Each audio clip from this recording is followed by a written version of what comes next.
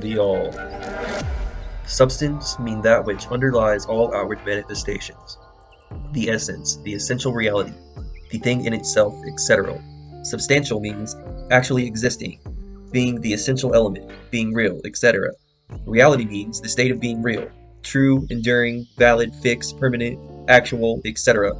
Under and behind all outward appearances or manifestations, there must always be a substantial reality. This is the law.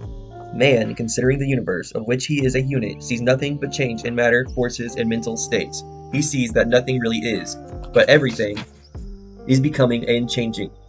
Nothing stands still. Everything is being born, growing, dying. The very instant a thing reaches its height, it begins to decline. The law of rhythm is in constant operation. There is no reality, enduring quality, fixity, or substantially in anything. Nothing is permanent but change. He sees all things evolving from other things and resolving into other things, a constant action and reaction, inflow and outflow, building up and tearing down, creation and destruction, birth, growth, and death. Nothing endures but change. And if he be a thinking man, he realizes that all of these changing things must be outward appearances or manifestations of some underlying power, some substantial reality.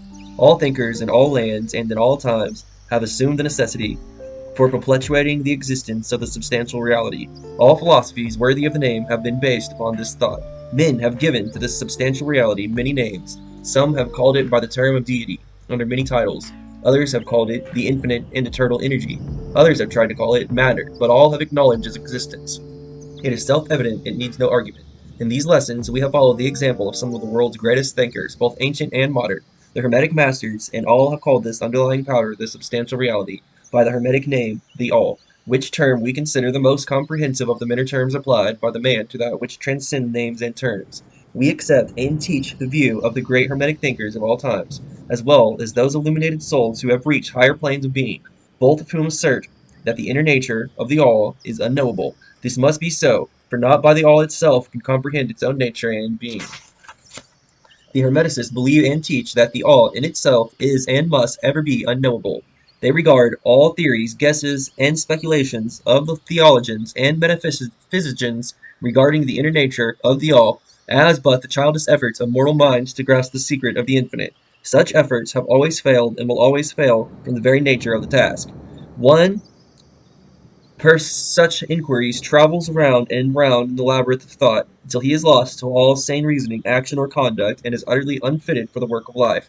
He is like the squirrel, which fractionally runs round and round the circling treadmill wheel of his cage, traveling ever and yet reaching nowhere, at the end a prisoner still, and standing just where he started. And still more presumptuous are those who attempted to ascribe to all the personalities, qualities, properties, characteristics, and attributed of themselves, ascribing to all the human emotions, feelings, and characteristics, even down to the pettiest qualities of mankind, such as jealousy, susceptibility to flattery and praise, desire for offerings and worship, and all other survivals from the days of childhood of the race. Such ideas are not worthy of grown men and women and are rapidly being discarded. At this point, it may be proper for me to state that we make a distinction between religion and theology, between philosophy and metaphysics.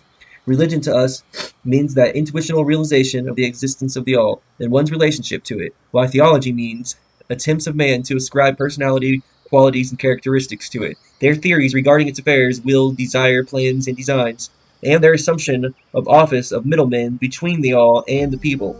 Philosophy to us means the inquiry after knowledge of things knowable and thinkable, while metaphysics means the attempt to carry the inquiry over and behind the boundaries and into regions unknowable and unthinkable, and with the same tendency as that of theology, and consequently both religion and philosophy mean to us things having roots in reality, while theology and metaphysics seem like broken reeds rooted in the quicksands of ignorance, and affecting not with the most insecure support for the mend of soul of man. We do not insist upon our students accepting the definitions, we mention them merely to show our position. At any rate, you shall hear very little about theology and metaphysics in these lessons, but while the essential nature of the All is unknowable, there are certain truths connected with its existence which the human mind finds itself compelled to accept, and an examination of these reports from the proper subject of inquiry, particularly as they agree with the reports of the illuminated on higher planes. And to this inquiry we now invite you. The human reason, whose report we must accept so long as we think at all, informed us as follows regarding the All, and that without attempting to remove the veil of the unknowable. First, the All must be all that really is. There can be nothing existing out of the all, else the all would not be the all. Second, the all must be infinite, for there is nothing else to define, confine, bound, limit, restrict the all. It must be infinite in time or eternal.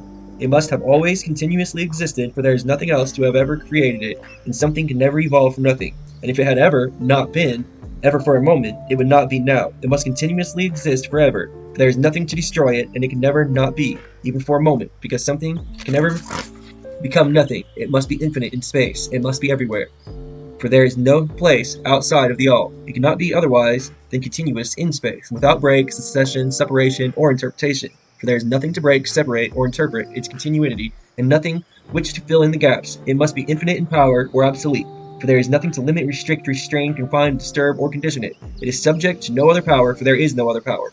Third, the all must be immutable, or not subject to change, in its real nature, for there is nothing to work changes upon it, nothing into which it could change, nor from where could it have changed into? It could change not, be added to, nor subtracted from, increase nor diminish, nor become greater or lesser in any respect whatsoever. It must have always been, and it must always remain, just what it is now, the all. There has never been, is not now, and never will be anything else into which it could change. The all, being infinite, absolute, eternal, and unchangeable, it must follow that anything finite, changeable, fleeing, and conditioned cannot be the all. And there is nothing outside of the all, in reality, than any and all such finite things must be as nothing in reality. Now do not become befogged nor frightened. We are not trying to lead you into the Christian Science field under cover of Hermetic philosophy. There is a reconciliation of this apparently contradictory state of affairs. Be patient, we will reach it in time. We see around us that which is called matter, which forms the physical foundation for all forms. Is the all merely matter? Not at all. Matter cannot manifest life or mind. And as a life and mind are manifested in the universe, the all cannot be matter, for nothing rises higher than its own source. Nothing is ever manifested in an effect that is not in the case. Nothing is evolved as a consequent that is not involved as an accident. And the modern science informs us that there is really no such thing as a matter of fact. What we call matter is merely interrupted energy of force. That is, energy of force at a low rate of vibration, as a recent writer has said. Matter has melted into mystery. Even material science has abandoned theory of matter, and now rests on the basis of energy. Then is the all mere energy or force? If not energy or force, as the materialists use the terms for their energy and force are blind mechanical things devoid of life or mind. Life and mind can never evolve from blind energy or force for the reason given a moment ago. Nothing can rise higher than its source. Nothing is evolved unless it is involved. Nothing manifests in the effect unless it is in the cause. And so the all cannot be mere energy or force. For if it were, then there would be no such things as life and mind in existence, and we know better than that. For we are alive, and using mind to consider this very question, and so are those who claim that energy of force is everything. What is there then higher than matter or energy that we know to be existent in the universe, life and mind? Life and mind and all their varying degrees of unfoldment. Then you ask, do you mean to tell us that all is life and mind? Yes and no? Is our answer. If you mean life and mind, as we poor pretty mortals know them, we say no. The all is not that. But what kind of life and mind do you mean, you ask? The answer is living mind. As far as above that which mortals know by those worlds, life and mind are higher than the mechanical forces of matter. Infinite living mind as compared to finite life and mind. We mean that which the illuminated souls mean when they reverently pronounce the word spirit. The all is infinite living mind. The illuminated call it spirit.